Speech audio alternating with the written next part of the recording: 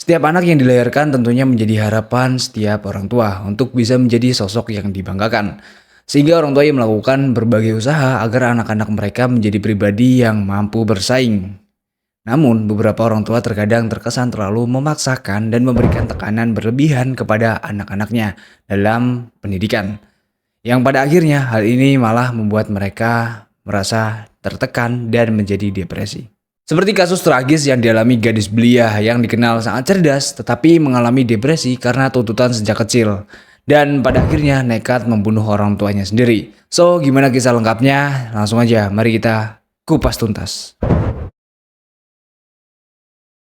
Jennifer yang memiliki nama panjang Jennifer Cecilia Pan, lahir pada 17 Juni 1986 di Toronto, Kanada. Ia memiliki seorang adik laki-laki yang bernama Felix Pan yang lahir di tahun 1989. Ayahnya Jennifer itu bernama Beach Pan, sementara ibunya bernama Hui Han. Mereka berdua adalah orang asli Vietnam yang mengungsi ke Kanada akibat politik Vietnam yang pada kala itu di bawah kekuasaan Tiongkok yang cukup komunis. Kedua pasangan ini menikah dan menetap di Toronto. Sebagai pendatang, kedua orang tua Jennifer harus bekerja keras di sebuah pabrik suku cadang mobil demi memastikan masa depan anaknya bisa lebih baik dari mereka.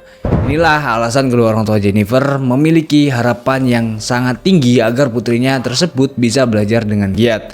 Bahkan harus berprestasi dalam bidang pendidikan yang ditempuhnya.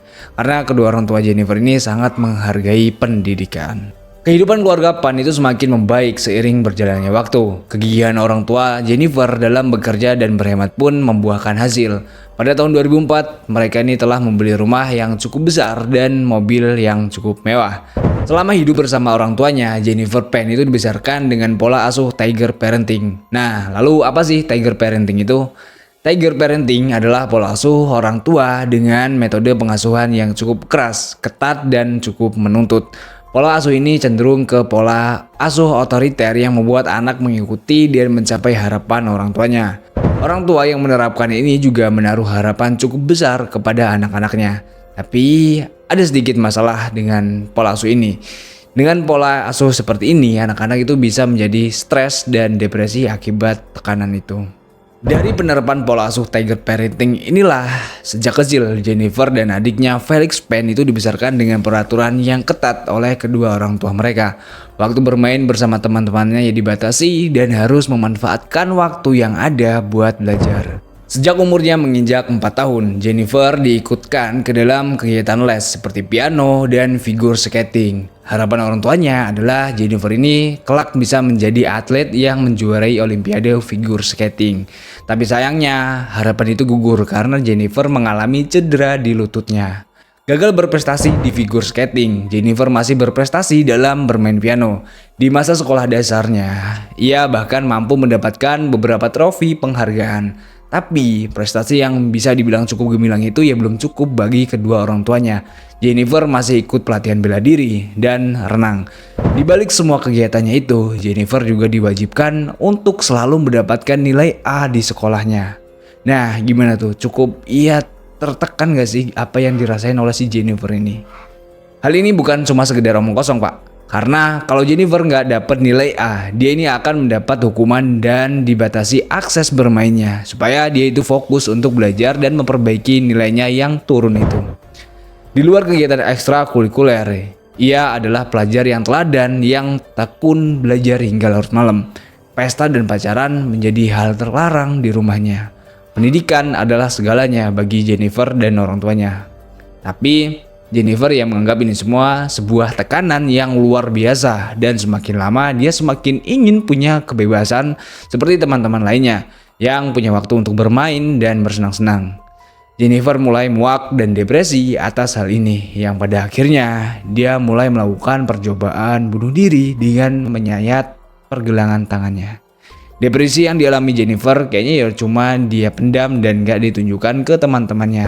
Karena menurut mereka Jennifer adalah anak yang ceria, percaya diri dan mudah bergaul. Saat Jennifer mulai menduduki bangku kelas 8, prestasi akademiknya mulai turun. Ia gak lagi antusias belajar dan ya tentunya berakibat perlahan nilainya mulai anjlok. Dan bahkan rasa kepercayaan dirinya mulai menurun. Buat menutupi dari orang tuanya, Jennifer memalsukan nilai rapotnya. Nilai aslinya yang mendapat nilai B dia ganti menjadi A. Hal ini dilakuin Jennifer hanya karena dia takut dimarahi kedua orang tuanya. Mungkin mendapatkan nilai B itu buat sebagian siswa, buat sebagian siswi itu ya udah lumayan gitu. Tapi hal ini gak berlaku buat kedua orang tua Jennifer. Mereka menganggapnya itu hanyalah sebuah aib. Sejak saat itulah Jennifer mulai menjalani kehidupan ganda dan kebohongan demi kebohongan dia lakuin. Dari yang kecil sampai kebohongannya berubah menjadi malapetaka buat keluarganya sendiri. Dan pada saat mendekati kelulusan SMA, bahkan Jennifer ini sebenarnya udah diterima di Ryerson University. Tapi sayangnya dia ini gak lulus karena gagal dalam pelajaran kalkulus. Hal itu membuat Ryerson University membatalkan penerimaan Jennifer. Nah, tapi kalian tahu nggak apa yang dilakuin Jennifer selanjutnya? Ini cukup mengejutkan banget, Pak. Jennifer pun akhirnya berbohong kepada orang tuanya. Ia memalsukan ijazah SMA dan berkata pada orang tuanya bahwa ia akan memulai kuliah di Ryerson University selama 2 tahun. Lalu 2 tahun selanjutnya dia pindah ke University of Toronto dengan jurusan farmakologi. Ayahnya yang dengar anaknya bisa masuk di tempat kuliah ternama, ya tentunya cukup seneng gitu kan. Orang tua mana coba yang nggak seneng ketika dengar anaknya masuk dan bisa berhasil kuliah di universitas ternama. Yang pada akhirnya ayah Jennifer membelikannya sebuah laptop. Nah, kalian penasaran nggak gimana drama ini berlanjut sampai bertahun-tahun, bahkan sampai Jennifer ini wisuda dan mendapatkan pekerjaan? Kalian sempat kepikiran gak sih selama Jennifer pergi kuliah, kemana dia pergi? Kan gak mungkin gitu dia masuk ke universitas kalau dia bukan mahasiswi di sana. Jadi selama 4 tahun lamanya Jennifer ini mengelabui kedua orang tuanya di pagi hari. Ya biasa gitu, Jennifer ini berangkat dari rumah berpamitan mau ke kampus. Tapi sebenarnya ya Jennifer ini cuma menunggu di kafe, pergi ke perpustakaan, mengajar les piano, dan bekerja di restoran untuk mendapatkan uang. Terus gimana nih dengan biaya kuliahnya? Meskipun Jennifer ini bohong kalau dia itu kuliah, tapi dia ya nggak segitu serakahnya gitu. Dia nggak meminta uang kepada orang tuanya dengan alasan biaya kuliah. Tapi dia memilih buat bohong kalau dia ini berhasil mendapatkan beasiswa sehingga dia nggak pernah minta uang. Gak sampai di situ, demi meyakinkan orang tuanya, ia membeli buku bekas, menonton video yang berkaitan dengan farmakologi, dan membuat catatan buku. Nah, yang dilakuin Jennifer ini malah cukup membagongkan banget. Dia menghabiskan waktu luangnya berpacaran dengan teman SMA-nya yang bernama Daniel Wong. Daniel bekerja di restoran pizza sekaligus menjadi bandar narkoboy. Nah, selama 4 tahun menjalani kuliah hayalannya, pada acara kelulusan University of Toronto, lagi dan lagi Jennifer membohongi kedua orang tuanya. Dia mengatakan bahwa gak ada sisa undangan untuk tamu.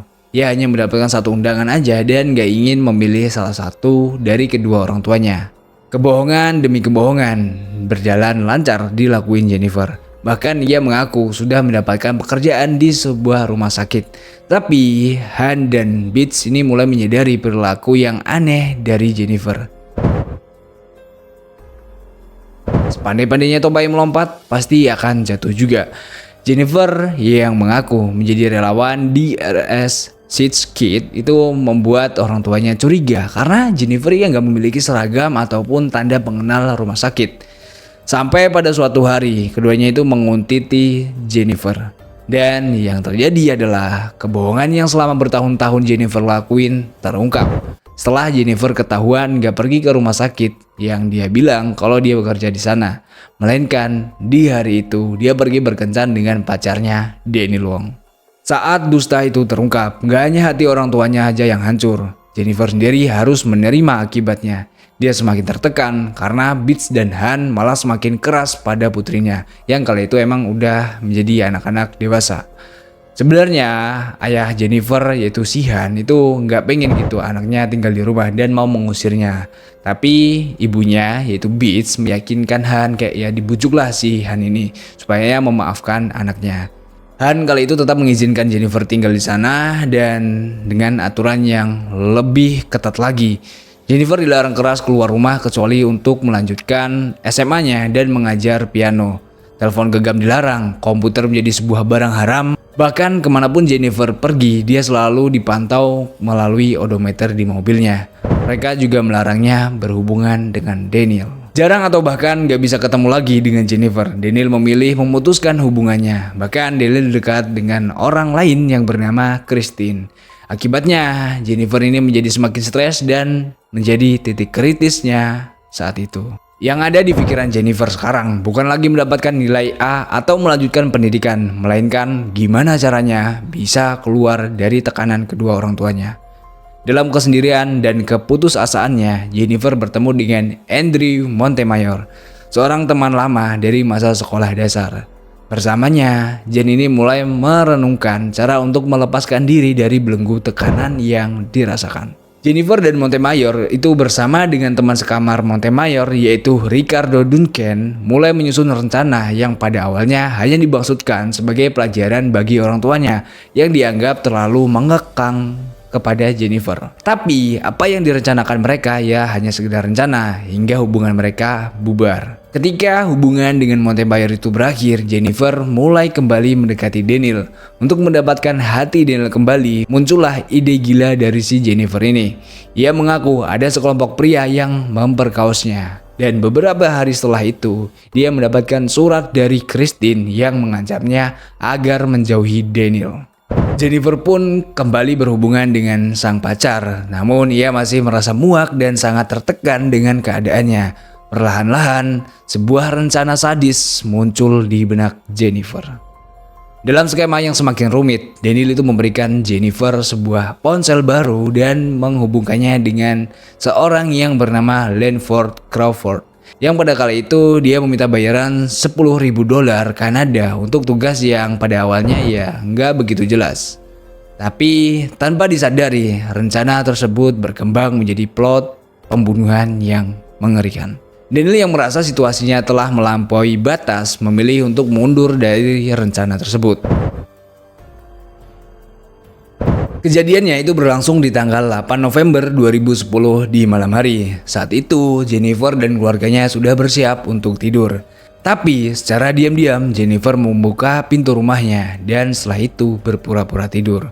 Sekitar jam 22 waktu setempat, Crawford bersama dengan Milva Ganam, Eric Kerty memasuki rumah keluarga Penn. Mereka datang bersenjata dan siap untuk melaksanakan rencana yang telah disusun.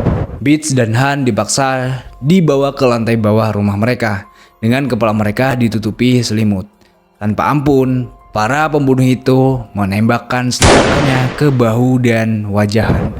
Han tersungkur, kemudian mereka menembak kepala Beach sebanyak 3 kali dan Beach pun meninggal di tempat.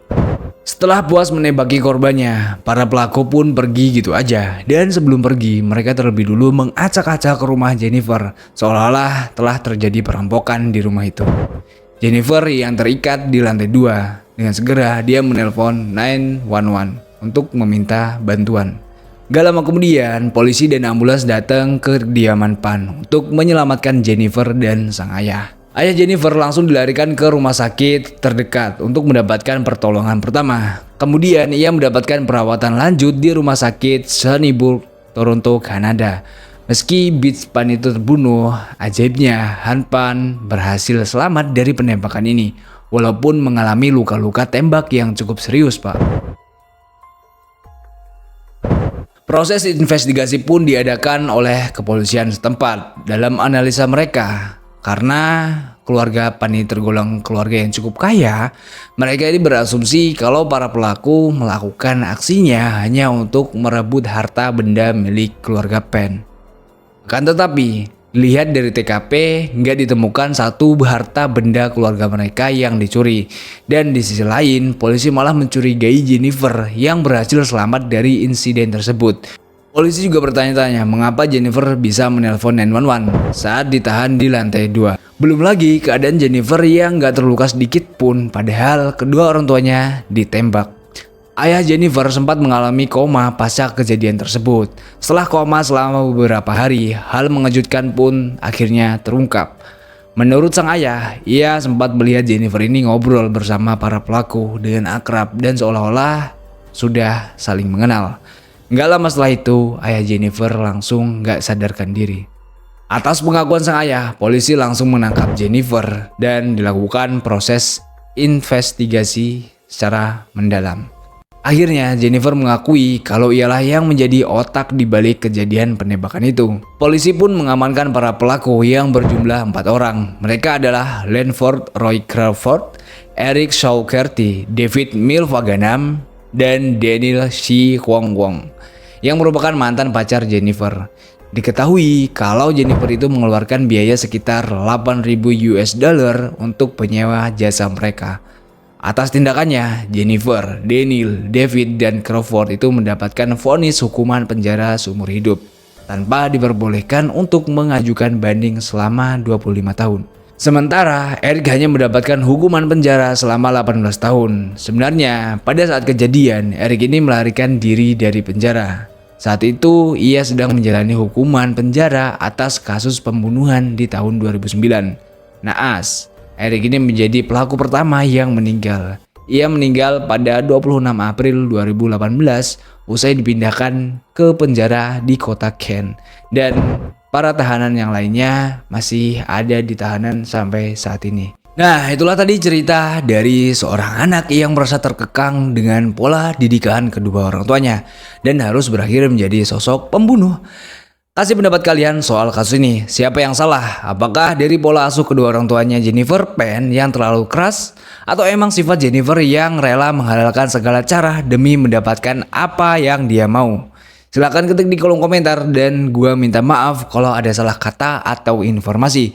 See you next video dan jangan lupa klik tombol subscribe itu gratis pak. Bye bye.